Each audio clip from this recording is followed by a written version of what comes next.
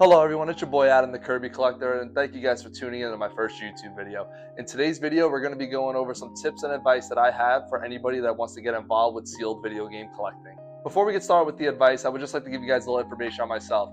So I collected every Kirby game ever created in the United States, both sealed in box and graded, which actually takes me to step one into what I would do if I were to start collecting sealed video games. Like anything else in life, the first thing you should do is set a goal. This can be from collecting a certain character, games from a certain console, a certain company, a certain genre of games, whatever you want to do, there are no rules. So if you decide that you want to collect games from the NES era, I would suggest focusing on that first. There's so many games, variants, consoles, characters, and so on that it could get really easy to get lost and get distracted while partaking in the space. So to start off, I would just set a goal that is obtainable, easy to track, easy to follow, and eventually you could branch off whenever you want. But just to make it a little bit easier to get that first step out the door, I would really highly suggest setting a goal and sticking to that goal for a little bit of time until you get, grounded and learn what you should and shouldn't be doing as you partake in this space. My next piece of advice would be start with something you love first. There are so many games, so many things out there that you could really get lost and just start buying just to buy, which is a very dangerous and slippery slope. Yes, obviously things do retain value and there is the whole financial aspect of that, but I would highly suggest of buying what you love first. I think it is best to live with a collection that is all killer, no filler, meaning that you make sure that the collection becomes things that you love, things that you like, things that actually mean something to you, rather than just a conglomerate of, I like collecting sealed video games, so I'm going to have everything and anything under the sun. To add on to the buy what you love rule, another piece that I would add to that would be to also not sleep on things that are currently available. If you love a certain video game, a certain franchise, a certain whatever, I would not wait for the game to pop off or be recognized by others before you purchase it. Not every collectible you buy is going to be a financial decision. So buy what you want and buy when you can for cheap. Half of these games you see behind me, I've purchased before sealed video games were even really a widespread thing. So I actually made off pretty good on certain games that I bought for $200 back in the day that are well worth over that now. So I would not sleep just because a game is on the shelf, is the best sellers version or whatever. If it brings you joy and it's something you want in your collection, get it while you can, because you never know what the future may bring. And if you have the opportunity to do it, I always say get now so you don't have to get tomorrow. A perfect example would be the Switch 2 copy of Kirby and the Forgotten Land and my Kirby Air Riders that I have with PSA Games right now. These games are on the shelf ready to go right now. I love the Kirby franchise. I love the Kirby character. My goal was to have every single game ever printed in the United States, sealed in box and graded with Kirby.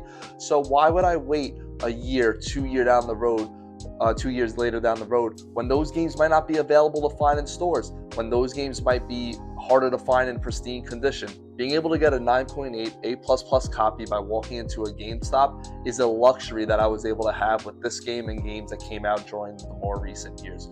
So another piece of advice about the no sleep, get them while you can. There's no reason to wait because the people who are not you are starting to value things that you care about. Buy it for yourself. Don't buy it because the person next to you says it's worth $5,000. This brings me just as much joy as my original Kirby Dreamland because this game also completes the goal, the collection, and it features the character and the franchise that I love the most. So please, do not sleep. Do not let others dictate what you do with your decisions. And please, buy what you want when you can, because that feature and that option is never always going to be available. I can promise you that. So at this point, you guys might say, you know what, Adam, there's a bunch of different games I want. I just want to buy games that I love, and I don't really have that limiting factor of I want to stick to a franchise, to a character, to whatever.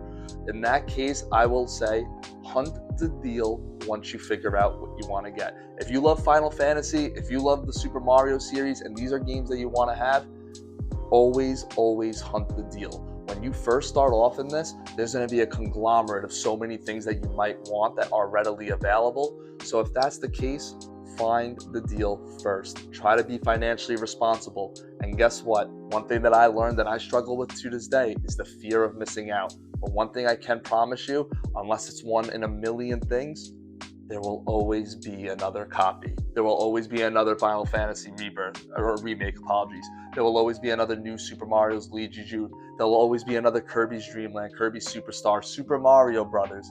There will always be another copy. So do not let the fear of missing out dictate you of making a poor financial decision. If you have 40 games on your list that you want, and this game maybe is on that list along with this one, but you can get this for a killer deal right now instead of overpaying on this, get this one. Because I promise you, there will always be more copies on all the games, whether they're from today or the 1990s. The next piece of advice I want to share is know the situation you're in. Know what you can financially get, know what you can't financially get. Make the best decision for you, and don't let others dictate on what you feel. If you can only afford getting games that are worth $100 to $200, don't let that stop you from joining this hobby if you really care about it. Because I can promise you one thing, the money aspect of collectibles, whether it's video games, trading cards, comic books, sneakers, whatever it is, the value of it should be the last thing that brings you joy. Obviously, it's a great feeling when you come across a great deal, a killer piece, something that's rare, but that shouldn't be the reason that you're in something. The reason you should be in this is because you have a passion for it, you love it, and you assess that situation. And guess what? Not everything is going to be available for everyone. There are games that I want. I would love to have a first print version of the Legend of Zelda sealed in box. I know that right now in my life, I will not be able to afford that. So I assess my situation. I'm like, you know what? I'd rather put my finances in Kirby that I have towards this hobby. I can deal with a CIB copy of Legend of Zelda. So that's what I did. Everyone's going to have their own walk of life. There is no comparison. There is no race. There is no deterrent factors that should make you not feel like you want to be a part of this hobby because you're inadequate compared to another person's collection. This is something that's supposed to be fun. It's supposed to be for you and no one else. So if you want to get involved with this, I highly suggest do what you want, do what you can, and get involved. Because you know what? I can say this for myself, from someone who loves video games. I love the hunt. I love chasing it. I love all my games. I love doing it and creating a space that I know is mine, a collection that is mine for no one else but for me. So I want to kind of use this video as an invitation, no matter who you are, where you're from. Please, if this is something you want to get involved with, if it's another collectible you want to get involved with, not even video games, please get involved and do it for you and no one else. Because in the end of the day, this is your collection and no one is going to make it for you or take it away. And that brings me to my last piece of advice.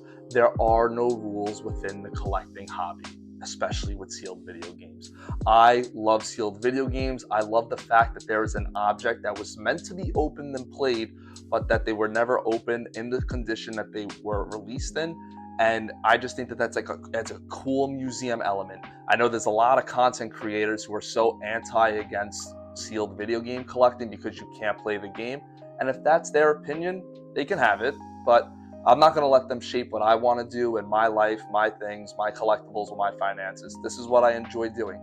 So if you watch this video, I really, really hope that in whatever collectible you do, preferably sealed video games, I would love to have you here, but any collectible that you do it for yourself, do it what you want, let all the noise be noise, and let the people in their basement critique, because they're just going to do that for the rest of their lives. So if there's one piece of advice you can take away from this video, there are no rules to collecting.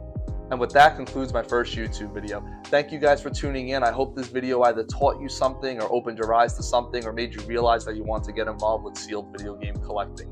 If you have any comments or any questions, please make sure to leave them down below. Subscribe for more videos, and I can't wait to see you guys in the next one. Thank you and have a good day.